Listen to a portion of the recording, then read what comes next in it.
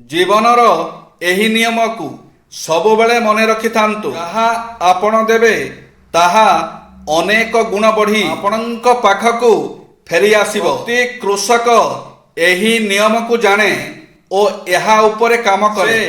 କ୍ଷେତରେ ଉତ୍ତମ ମାନର ବୀଜ ବପନ କରେ।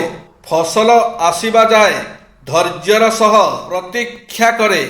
ପ୍ରତ୍ୟେକ ମଣିଷ ଏହି ନିୟମକୁ ଚିହ୍ନି ଛୋଟ ଛୋଟ ସକାରାତ୍ମକ କାର୍ଯ୍ୟ କରିପାରିଲେ ଖୁବ୍ ଶୀଘ୍ର ସଫଳତାର ଶିଖରରେ ପହଞ୍ଚି ପାରିବେ। କିଛି ଶିକ୍ଷା କ'ଣ କହିବେ ନାହିଁ। ମା ଆଗେ କେବେ ଖୋଲି କହିବେନି ସ୍ତ୍ରୀର ଦୁର୍ଗୁଣ କଥା। ବାପା ଆଗେ କହିବେନି କେବେ ନିଜର ପରାଜୟ କଥା। ବେଶୀ ଭଲ ପାଉଛନ୍ତି ବାପା କଥା କହିବେନି ଭାଇ ଆଗେ। ଏଇଟା କିଣିଲ ସେଇଟା କିଣିଲ କହିବେ ନାହିଁ ଭଉଣୀ ଆଗେ। ଶ୍ୱଶୁର ଆଗେ କେବେ କହିବେନି ଟଙ୍କାଟେ ଉଧାର ଦିଅ। ପତ୍ନୀକୁ କେବେ କହିବେନି ରାଗେ ମୋ ଘରୁ ବାହାରି ଯା। ଜୀବନରେ ଯାହା ପାଇବାକୁ ଚାହାନ୍ତି ତାହା ପ୍ରଥମେ ଦେବା ଶିଖନ୍ତୁ। କାହାରି ଅଭିଯୋଗ ଥାଏ ଯେ ମୋତେ ଦେଖି କେହି ହେଲୋ କହୁନାହିଁ, ଟିକେ ହସୁନାହିଁ, ସେପରି ସ୍ଥଳେ ତାକୁ କୁହାଯାଏ ଯଦି ଆପଣ ଚାହାନ୍ତି ଲୋକେ ଆପଣଙ୍କୁ ଦେଖି ସ୍ମାଇଲ ଦିଅନ୍ତୁ, ହେଲୋ କୁହନ୍ତୁ, ତାହେଲେ ପ୍ରଥମେ ଆପଣ ହସିବାକୁ ଆରମ୍ଭ କରନ୍ତୁ। ଲୋକଙ୍କୁ ଦେଖି ହେଲୋ କୁହନ୍ତୁ। ଆପଣ ହାପି ଥଟ୍ସ କହିବା ଆରମ୍ଭ କରିଦିଅନ୍ତୁ। ତାପରେ ଦେଖନ୍ତୁ କ'ଣ ହେଉଛି। ଯଦି ଆପଣ ଏମିତି କହିବାକୁ ଆରମ୍ଭ କରିବେ ଅଳ୍ପ ଦିନ ଭିତରେ ଦେଖିବାକୁ ପାଇବେ ଯେ ଆପଣଙ୍କ ଚାରିପାଖରେ ହସ ହସ ମୁହଁ ରଖିଥିବା ଲୋକମାନେ ଘେରି ରହିଛନ୍ତି। ଆପଣଙ୍କର ଏହି ଛୋଟ କାମଟି ଚମତ୍କାର କଲା। ତେଣୁ ଏହାକୁ କରିବା ପାଇଁ ଡେରି କରନ୍ତୁ ନାହିଁ।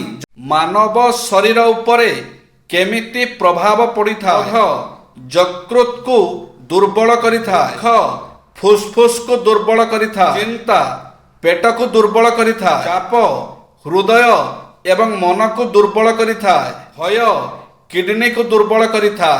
ସ୍ୱାମୀ ଏବଂ ସ୍ତ୍ରୀ ଭୁଲରେ ବି ଏହି ସବୁ କାମ ଏକାଠି କରିବା ଉଚିତ ନୁହେଁ। ସ୍ୱାମୀ ସ୍ତ୍ରୀ ପରସ୍ପର ସାମ୍ନାରେ ପୋଷାକ ବଦଳାଇବା ଉଚିତ ନୁହେଁ। ଗୋଟିଏ ଥାଳିରୁ ଏକାଠି କେବେ ବି ଖାଦ୍ୟ ଖାଇବା ଉଚିତ ନୁହେଁ। ବାଥରୁମରେ କେବେ ବି ଏକାଠି ଗାଧୋଇବା ଉଚିତ ନୁହେଁ। ପରିବାର ସଦସ୍ୟଙ୍କ ସାମ୍ନାରେ କେବେ ବି ଝଗଡ଼ା କରିବା ଉଚିତ ନୁହେଁ। ପରସ୍ପର ଇଚ୍ଛାକୁ କେବେ ବି ଅଣଦେଖା କରନ୍ତୁ ନାହିଁ। ଜଣେ ଅନ୍ୟ ପୁରୁଷ କିମ୍ବା ସ୍ତ୍ରୀକୁ ପରସ୍ପର ସାମ୍ନାରେ କେବେ ବି ପ୍ରଶଂସା କରିବା ଉଚିତ ନୁହେଁ।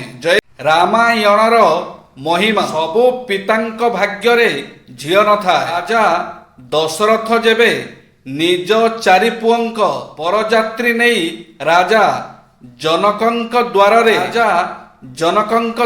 ପହଞ୍ଚିଲେ। ରାଜା ଜନକ ସମ୍ମାନ ପୂର୍ବକ ସ୍ୱାଗତ କଲେ। ଏବେ ରାଜା ଦଶରଥ ଆଗକୁ ଆସି ଜନକଙ୍କ ପାଦ ଛୁଇଁଲେ। ଚମକି ଉଠିଲେ ରାଜା ଜନକ ଏବଂ ରାଜା ଦଶରଥଙ୍କୁ ଧରି ପକାଇଲେ ଏବଂ କହିଲେ ମହାରାଜ ଆପଣ ମୋ ଠାରୁ ବଡ଼। ଆପଣ ବରପକ୍ଷ ଓଲଟା ଗଙ୍ଗା କିପରି ବୁହାଉଛନ୍ତି। ଏହା ଶୁଣି ଦଶରଥ ବଡ଼ ସୁନ୍ଦର କଥାଟିଏ କହିଲେ। ମହାରାଜ ଆପଣ ଦାତା ଏବଂ ମୁଁ କନ୍ୟା ହାତ ମାଗିବାକୁ ଆସିଛି। ଏବେ ଆପଣ କୁହନ୍ତୁ ଦାତା ଏବଂ ମାଗୁଥିବା ଲୋକଙ୍କ ମଧ୍ୟରେ କିଏ ବଡ଼। ଏହା ଶୁଣି ରାଜା ଜନକଙ୍କ ଆଖିରୁ ଲୁହ ଧାର ଧାର ହୋଇ ବହିଗଲା। ଭାଗ୍ୟଶାଳୀ ସେମାନେ ଯାହା ଘରେ ଝିଅ ଜନ୍ମ ହୋଇଥାଏ। ସବୁ ଝିଅଙ୍କ ଭାଗ୍ୟରେ ପିତା ଥାଆନ୍ତି କିନ୍ତୁ ପ୍ରତି ପିତାଙ୍କ ଭାଗ୍ୟରେ ଝିଅ ନଥାନ୍ତି। ଜୟ ଶ୍ରୀ ଜଗନ୍ନାଥ।